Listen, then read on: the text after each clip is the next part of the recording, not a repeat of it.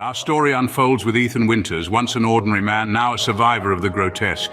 Ethan's past is steeped in horror, a reluctant hero born from the terrifying events of Resident Evil 7.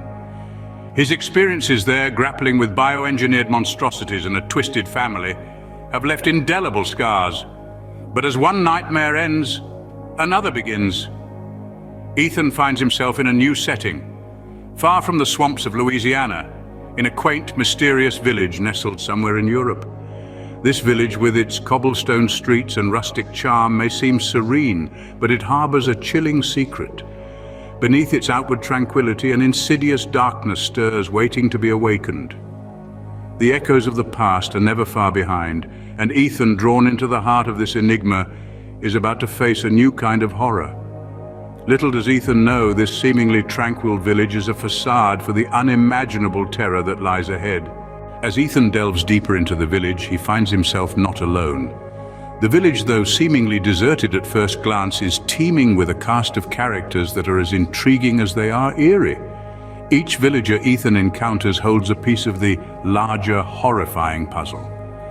First, we meet the Duke, a rotund merchant with a taste for the finer things in life. Despite his jovial exterior, there's a sense of knowing in his eyes that suggests he's more than just a simple trader. His knowledge of the village and its inhabitants hints at a deeper involvement in the unfolding nightmare. Next, we have the enigmatic Maiden of War, a statue standing tall and proud in the village square. Though not a living character, the statue serves as a silent observer to the village's horrors, its significance and the story it tells adding to the overall mystery.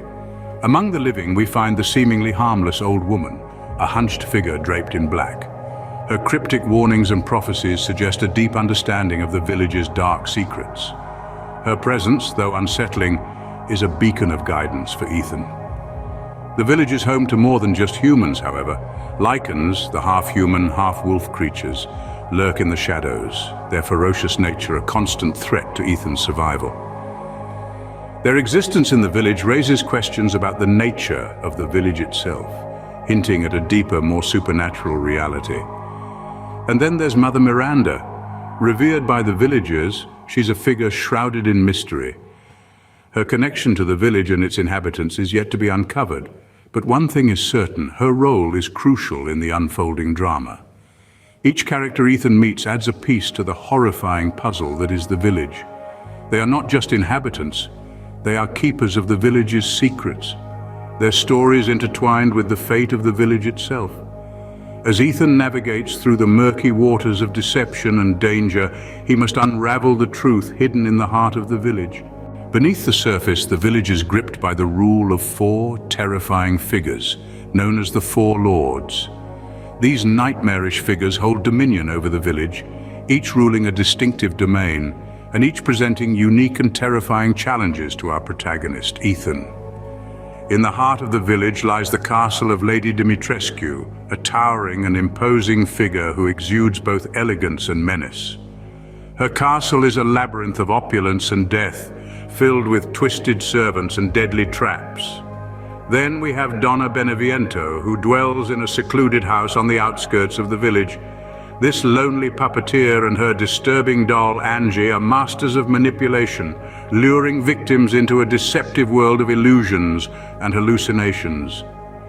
The third Lord, Salvatore Moreau, resides in a decrepit reservoir.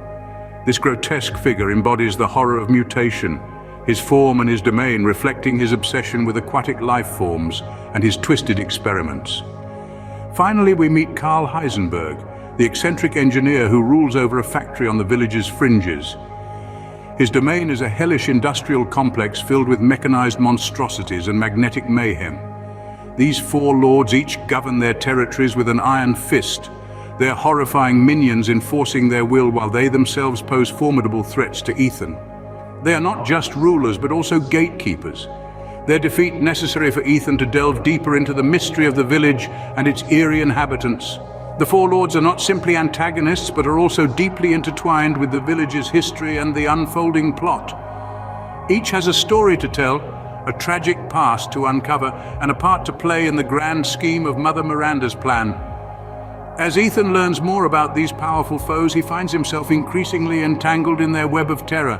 Each encounter, each confrontation brings him closer to the truth, but also deeper into the nightmare that is the reign of the Four Lords. In the heart of the village, Ethan uncovers a sinister ritual, tying together the Four Lords and the enigmatic Mother Miranda. This ritual, steeped in the village's history, whispers of a time when the harmony of life was shattered by the arrival of a supernatural force. The village's past, once hidden under layers of folklore and myth, now stands naked before Ethan, revealing a tale of fear, domination, and a desperate grasp for power. The ritual, a dark dance between the human and the supernatural, is the cornerstone of the Four Lords' reign and Mother Miranda's unyielding control. It's an unholy pact, a twisted covenant that has tainted the village for generations, turning its once peaceful inhabitants into puppets of a nightmarish plan. As Ethan peels back the layers of this dark rite, he uncovers the chilling reality of the village's fate. The ritual is not merely a tribute to the Four Lords or a testament to Mother Miranda's power. It's a lifeline, a beacon that feeds the supernatural forces, binding them to the village and its unsuspecting inhabitants. But the ritual is more than a chain of horror.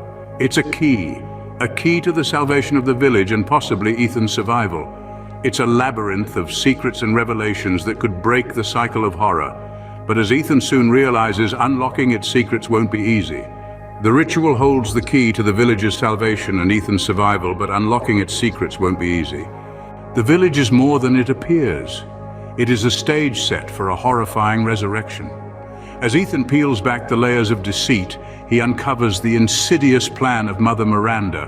Her intentions are far from the benevolent matriarch she presents herself to be. Instead, she is the puppet master, pulling the strings behind the Four Lords and the entire village, manipulating them towards a singular, terrifying goal.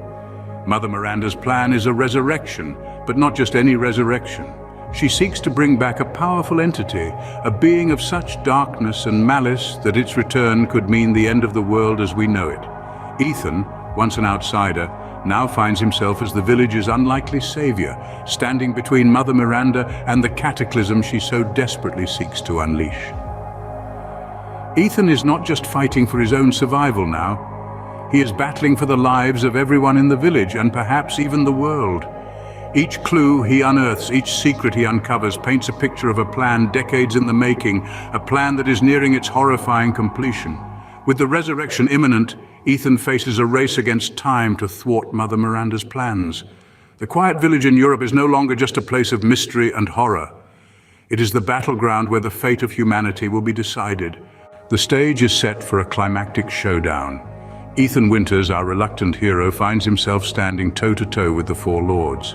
Each confrontation is a battle of wits and resolve, a test of Ethan's mettle against the monstrous might of his adversaries.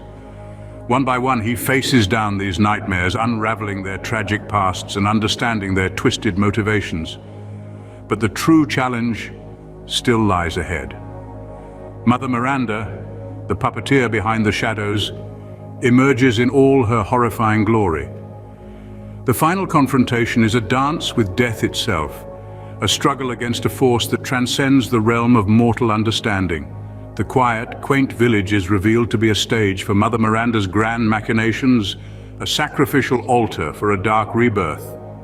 The fate of the village and its inhabitants hangs in the balance as Ethan confronts the ultimate horror. This is the final act, the moment where courage meets terror, where survival hinges on a single desperate gamble. With the nightmare seemingly at an end, Ethan is left to reflect on the horrors he's faced.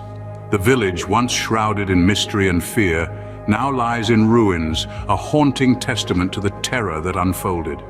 The memories of the Four Lords and Mother Miranda continue to cast long shadows over the aftermath, their twisted tales woven into the very fabric of this place. As Ethan navigates through the remnants of his ordeal, he is left with more questions than answers. The clues he finds hint at deeper, unresolved mysteries. An ominous undercurrent suggests that while this chapter may be over, the story is far from finished. Could there be more to the Four Lords than meets the eye? What secrets does Mother Miranda still hide? And what of the village itself? Could it hold the key to future nightmares? The curtain falls on Resident Evil Village, but the echoes of its horror linger on.